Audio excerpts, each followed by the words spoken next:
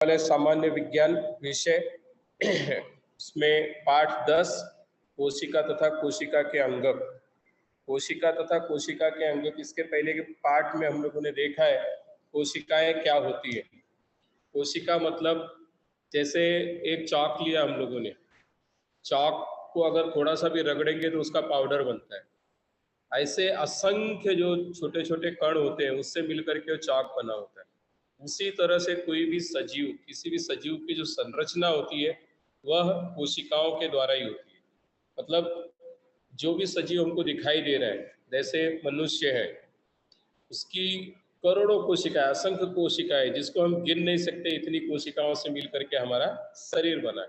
तो कोशिका के बारे में पहले हम लोगों ने पढ़ा है, उसको सेल्स भी कहते हैं। तो जितनी भी चीज़ें हमको दृश्य स्वरूप में दिखती हैं, सजीव चीज़ें, सभी अनगिनत कोशिकाओं से, असंख्य कोशिकाओं से बनी है। ऐसे बहुत सारे जीव हैं जिसके बारे में हम लोगों ने पढ़ा है, जैसे अमीबा, पैरामोसियम, ये सब एक कोशिकीय जीव है। तो एक कोशिकीय और बहुकोशिकीय जीव, इसके बारे में पहले हम लोग पढ़ चुके हैं। अब आज हम लोग पढ़ने वाले हैं कोशिका तथा कोशिका के अंगक। Next slide. अब देखो यहाँ पर दो कोशिकाएं दी है। सबसे पहला प्रश्न है, सजीवों में कितने प्रकार की कोशिकाएं पाई जाती हैं। कक्षा 7वीं में हम लोगों ने पढ़ा है दो तरह की कोशिकाएं प्रमुख रूप से पाई जाती है। वैसे अनेक प्रकार है कोशिकाओं के, लेकिन दो प्रमुख तरह की कोशिकाएं, एक वनस्पति कोशिका और दूसरा है प्राणी कोशिका। वनस्पति कोशिका और प्राणी कोशिकाओं में अंतर क्या है, इसके बारे में भी पहले हम लोगों ने 7वीं की कक्षा में पढ़ा है। अब यहाँ पर जैसे दिया है, सबसे पहले अगर दोनों कोशिकाओं का अंतर पहचानना है तो वनस्पति कोशिका और प्राणी कोशिका। वनस्पति कोशिकाओं में क्या है, अगर दोनों में हम लोग तुलना करेंगे तो कुछ चीजें ऐसी हैं जो वनस्पति कोशिका में नहीं है और प्राणी कोशिका में, और ऐसी बहुत सारी चीजें, कुछ बातें ऐसी हैं जो प्राणी कोशिका में है किंतु वनस्पति कोशिका में नहीं है। तो अगर पाठ्य पुस्तक में एक टेबल देखोगे, यहाँ पर कोशिका के जो भाग है, कोशिका के अंदर क्या क्या चीजें हैं, क्या क्या पाया जाता है, उसके बारे में दिया हुआ है। तो ये गोल्जी उपकरण, चिकनी अंतर्द्रवी जालिका, केंद्रकीय झिल्ली, केंद्रक, फिर कोशिका द्रव, खुरदरी अंतर्द्रवी जालिका, माइटोकॉन्ड्रिया, राइबोसम, लाइसोसम, तारक केंद्र, प्लाज्मा झिल्ली, यह सब जो भी चीजें हैं यह सब प्राणी कोशिका में। तो वनस्पति कोशिका में क्या क्या है, तो वनस्पति कोशिका को अगर पहचानना है, दोनों दे दिया गया और पूछा गया कि वनस्पति कोशिका कौन सी है तो पहचानो। तो सबसे प्रमुख बात वनस्पति कोशिका की है हरित लवक। हरित लवक इसमें पाया जाता है, वनस्पति कोशिका में और प्राणी कोशिका में नहीं है। उसी तरह से कोशिका भित्ति अगर हम देखेंगे तो दोनों में समानता है, लेकिन कोशिका भित्ति जो दी गई है, कोशिका भित्ति किसमें मिलेगा, यहाँ पर दिया है कोशिका भित्ति। ये जो है वॉल है, सेल वॉल जिसको कहते हैं, कोशिका भित्ति। कोशिका भित्ति यहाँ पर हमको मिलेगी इसमें वनस्पति कोशिका में, किंतु प्राणी कोशिका में नहीं होता। दो सबसे प्रमुख अंतर है कि प्राणी कोशिका में हरित लवक पाए जाते हैं, नहीं पाए जाते, वनस्पति कोशिका में हरित लवक पाए जाते हैं। तो सबसे पहला प्रमुख अंतर हुआ, वनस्पति कोशिका में हरित लवक पाए जाते हैं और प्राणी कोशिका में हरित लवक नहीं पाए जाते। उसी के अनुसार दूसरा प्रमुख अंतर है कोशिका भित्ति। तो वनस्पति कोशिका में कोशिका भित्ति पाई जाती है, प्राणी कोशिका में देखेंगे तो हमें कोशिका भित्ति नहीं मिलेगी, और बाकी की चीजें दोनों में समान और एक क्या है, लय कायिका। लय कायिका जो है वह वनस्पति कोशिका में नहीं है, प्राणी कोशिका में लय कायिका है। इस तरह से तीन प्रमुख अंतर है, लय कायिका प्राणी कोशिका में है और वनस्पति कोशिका में नहीं है। हरित लवक वनस्पति कोशिका में है किंतु प्राणी कोशिका में नहीं पाई जाती। उसी तरह से कोशिका भित्ति जो है, कोशिका भित्ति वनस्पति कोशिका में है किंतु प्राणी कोशिका में नहीं पाई जाती। इस तरह से तीन प्रमुख अंतर है, बाकी की सारी चीजें वैसे ही है दोनों में। नेक्स्ट अगले पेज पे हम देखते हैं कोशिका के भाग, पार्ट्स ऑफ सेल्स दिया है। कोशिका भित्ति शैवाल, कवक तथा वनस्पति कोशिका के चारों ओर पाई जाती है। प्राणी कोशिका में कोशिका भित्ति नहीं होती।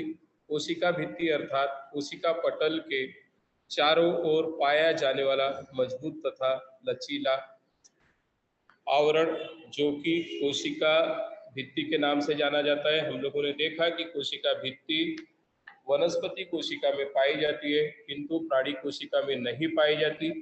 वह किसकी बनी है? कोशिका भित्ति मूलतः सेल्यूलोज और पैक्टिन इन कार्बोज पदार्थों से बनी होती है। कुछ कालावधि के बाद आवश्यकता अनुसार लिग्निन, सुबेरिन, क्यूटिन जैसे बहुलक कोशिका भित्ति में तैयार होते हैं। कोशिका भित्ति के आधार प्रदान करना, कोशिका में प्रवेश करने वाले अतिरिक्त जल को रोककर कोशिका का संरक्षण करना कोशिका भित्ति के कार्य। अगर कोई पूछता है कोशिका भित्ति का प्रमुख कार्य का क्या है, तो कोशिका को आधार प्रदान करना और जो अतिरिक्त जल है उसको अंदर जाने से रोकना। इस तरह से कोशिका भित्ति जो है एक तरह से जैसे कंपाउंड वॉल होता है बिल्डिंग का, बिल्डिंग को प्रोटेक्ट करने का काम करता है, संभालने का काम करता है, वैसे ही कोशिका का संरक्षण करने का काम कोशिका भित्ति करती है, जो कि प्राणी कोशिका में नहीं पाई जाती, सिर्फ वनस्पति कोशिका में होती है। नेक्स्ट अगला है, यहाँ पर एक प्ररस कला दिया है, कोशिका कला जिसे कहते हैं। यह कोशिका के चारों ओर पाया जाने वाला पतला, कोमल एवं लचीला पदार्थ है, आवरण है, जो कोशिका के घटकों को बाहरी परिवेश से अलग रखता है। जो बाहरी परिवेश है, प्रसर कला, कोशिका कला, उससे कोशिका के घटक जो है उसको संभालने का काम करता है, उसे अलग रखने का कार्य करता है। वैसे ही वसायुक्त द्विस्तरों के बीच भूले पृथ्वी के अणु, ऐसी प्ररस कला की रचना होती है। प्ररस कला कुछ निश्चित पदार्थों को अंदर बाहर जाने देती है, तो कुछ पदार्थों को रोकती है, इसलिए इसे अर्ध पारगम्य झिल्ली कहते हैं। इस गुणधर्म के कारण पानी, नमक, ऑक्सीजन जैसे उपयोगी अणु कोशिका में प्रवेश करते हैं, तो कुछ कार्बन डाइऑक्साइड जैसे वर्ज्य पदार्थ कोशिका के बाहर परागमन करते हैं। तो इस तरह से हम इसको पारगम्य झिल्ली भी कह सकते हैं। अर्ध पारगम्य झिल्ली अर्थात कुछ पदार्थों को अवशोषित करने का काम, अंदर जाने देने का काम करती है, कुछ पदार्थों को बाहर छोड़ने का काम करती है। तो इस गुणधर्म के कारण, जो इसका यह गुणधर्म है, उसके कारण वो नमक, पानी, ऑक्सीजन इन सब चीजों को कोशिका में प्रवेश करने देती है, और कार्बन डाइऑक्साइड जैसे जो वर्ज्य पदार्थ है जिसे छोड़ना है, उसे छोड़ने का काम यह झिल्ली करती है। इसे कहते हैं प्ररस कला। कोशिका के बाहर कुछ परिवर्तन हो तो भी कोशिका के भीतर पर्यावरण एक जैसा रखने का कार्य प्ररस कला करती है। इसे ही सम स्थिति कहते हैं, अर्थात कोशिका को मेंटेन करके रखना, उसकी स्थिति को बरकरार रखने का काम प्ररस कला करती है।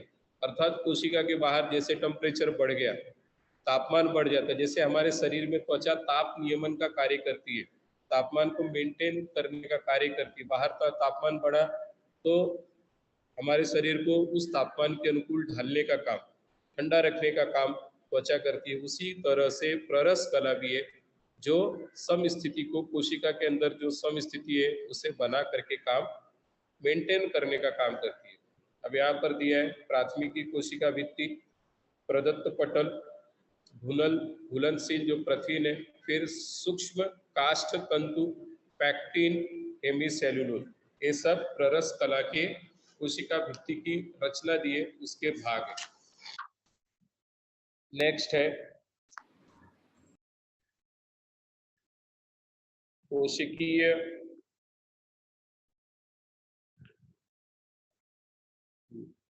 कोशिका के पदार्थों का आदान प्रदान कैसे होता है। तो कोशिका के अंदर कुछ चीजें जाती है, कुछ चीजें बाहर निकलती हैं। अभी पढ़ा हम लोगों ने कि जो आवश्यक चीजें हैं उसे एब्जॉर्ब करना, उसे अवशोषित करने का काम। उसमें एक दिया है कोशिकीय भक्षण। जो तरीका है आदान प्रदान का, पहला है कोशिकीय भक्षण, बाहरी परिवेश से अन्न तथा अन्य पदार्थों का भक्षण करना।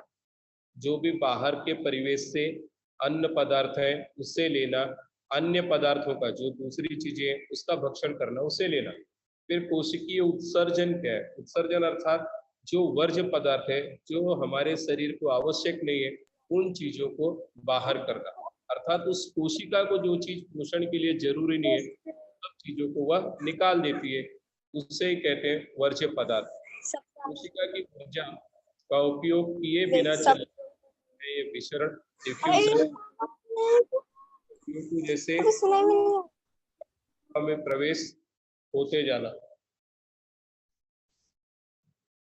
नेक्स्ट चलना।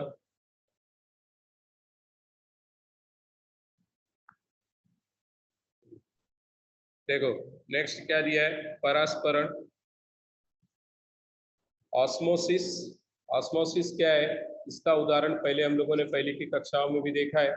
पानी के अधिक अनुपात वाले भाग से पानी के कम वाले भाग की ओर अर्धपारगम्य झिल्ली से होकर जाने वाले पानी के प्रवाह को परासरण कहते हैं। यह भौतिक क्रिया होने होकर तथा इसके होने की तीन भिन्न भिन्न प्रक्रियाएं या संभावनाएं हो सकती हैं।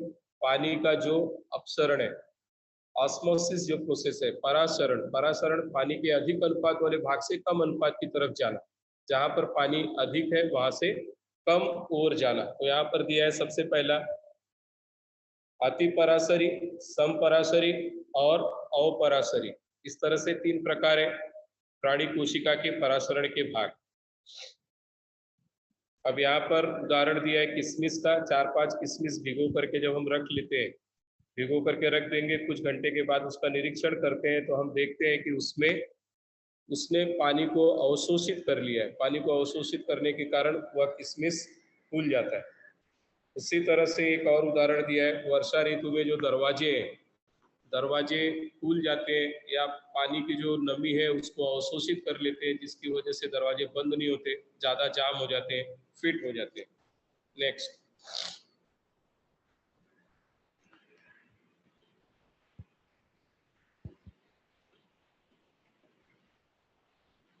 नेक्स्ट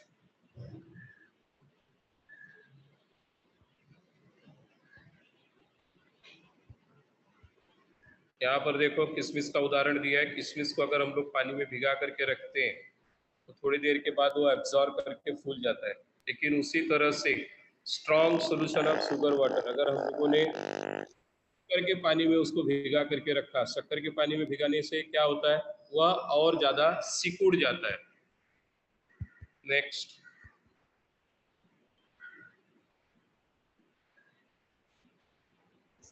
यहाँ पर दिया है जो मैंने बताया सम परासरी आइसोटॉमिक, द्रव कोशिका के परितः रहने वाले पानी का अनुपात कोशिका के भीतर के पानी के बराबर होता है, इसलिए पानी अंदर या बाहर नहीं जा सकता। उसी तरह से दूसरा है अर्धपरासरी। अर्धपरासरी अर्थात क्या है? कोशिका के परितः रहने वाले पानी का अनुपात, यह कोशिका रहने वाले पानी का अनुपात यह कोशिका के भीतर के पानी की अपेक्षा अधिक होने के से बाहरी पानी कोशिका में प्रवेश करता है, इसे अंतः परासरण कहते हैं। उदाहरण, सूखी हुई किशमिश पानी में रखने पर कुछ समय बाद वह फूल जाती है। और उसके बाद है ऊर्ध्व परासरी। ऊर्ध्व परासरी द्रव्य क्या है?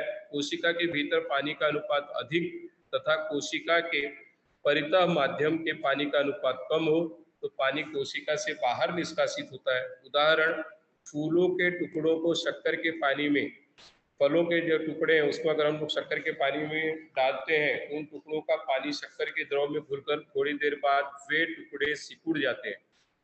ऊर्ध्व परासरी द्रव्य में रखने से प्राणी कोशिका तथा वनस्पति कोशिका के भीतर का पानी बहि परासरण अर्थात बाहर की तरफ एक्सॉस्मोसिस प्रक्रिया के कारण बाहर निकलता है और कोशिका द्रव्य सिकुड़ जाता है। इस प्रक्रिया को जीव द्रव्य कुंचन कहते हैं।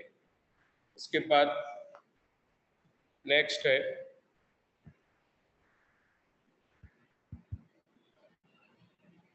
यहाँ पर फिर से दिया है हाइपोटोनिक, इंग्लिश में दिया है आइसोटोनिक।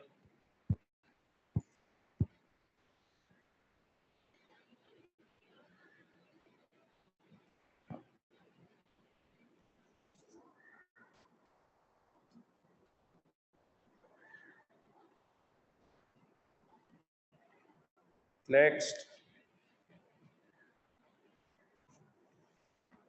अगले स्लाइड किस तरह से फूलता है वो दिया है। उसके बाद है कोशिका द्रव्य। कोशिका द्रव्य क्या है? कोशिका के अंदर पाए जाने वाला द्रव्य प्ररस कला और केंद्रक के बीच कैसे तरल पदार्थ को जैसे तरल पदार्थ को कोशिका द्रव्य कहते हैं। कोशिका द्रव्य या चिपचिपा पदार्थ होता है जो निरंतर हलचल करते रहता है। इसमें कई कोशिका अंगक बिखरे होते हैं। कोशिका के रासायनिक अभिक्रिया घटित होने हेतु वह एक माध्यम है। कोशिका अंगकों के अलावा कोशिका में कोशिका द्रव्य भी होता है। कोशिका द्रव्य में अमीनो अम्ल, ग्लूकोज, जीवन सत्व संग्रहित होते हैं। बड़ी केंद्रीय रिक्तिकाओं के कारण वनस्पति कोशिका में कोशिका द्रव्य किनारे की ओर ढकेला हुआ होता है। वनस्पति कोशिका का कोशिका द्रव्य प्राणी कोशिका की कोशिका द्रव्य की अपेक्षा अधिक कणाकार एवं सघन होता है। इस तरह से कोशिका द्रव्य हम लोगों ने देखा और यहाँ पर उसकी इमेज दी गई है। अगर कोई प्याज के पत्ते की कोशिकाएं यहाँ पर दी है, प्याज की झिल्ली, प्याज के जो ऊपर का छिलका होता है उसको अगर माइक्रोस्कोप में रख करके हम लोग देखें, संयुक्त सूक्ष्मदर्शी में देखें तो इस तरह का इमेज बनता हुआ दिखाई देगा। यह है प्याज के पत्ते की कोशिकाएं। उसके बाद एक कोशिका भित्ति, केंद्रक, कोशिका द्रव्य और रिक्तिका। यह एक तरह का तरल पदार्थ है, चिपचिपा पदार्थ होता है, उसके अंदर निरंतर हलचल करते रहता है। उसी की तरह यहाँ पर दिया है साइटोप्लाज्म। साइटोप्लाज्म इसको बोलते हैं। नेक्स्ट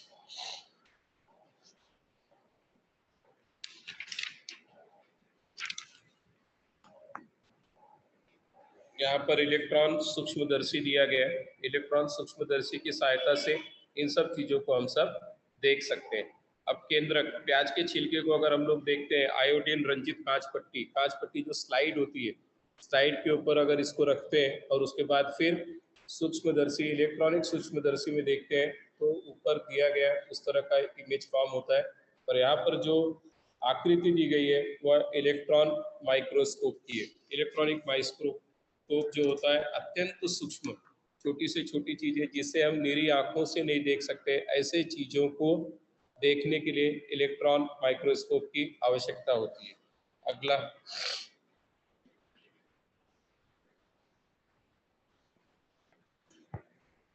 नेक्स्ट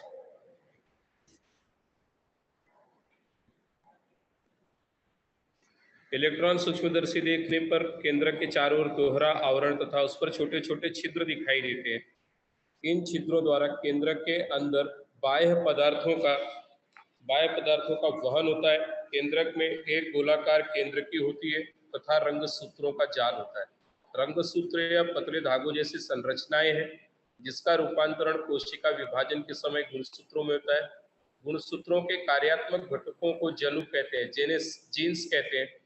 कोशिका के सभी, अब इसका कार्य क्या है? केंद्र का प्रमुख कार्य है कोशिका के सभी चयापचय क्रियाओं तथा कोशिका विभाजन पर नियंत्रण रखना। फिर जनुकों द्वारा अनुवांशिक गुणधर्म अगली पीढ़ी में संक्रमित करना। इस तरह से केंद्र का कार्य है, जो भी जीन्स है उसके द्वारा जो हमारे अंदर जो अनुवांशिक गुण है उसको अगली पीढ़ी में ले जाने का कार्य केंद्र करता है। और उसी तरह कोशिका के सभी चयापचय क्रियाओं तथा कोशिका विभाजन का नियंत्रण करने का कार्य करता है। नेक्स्ट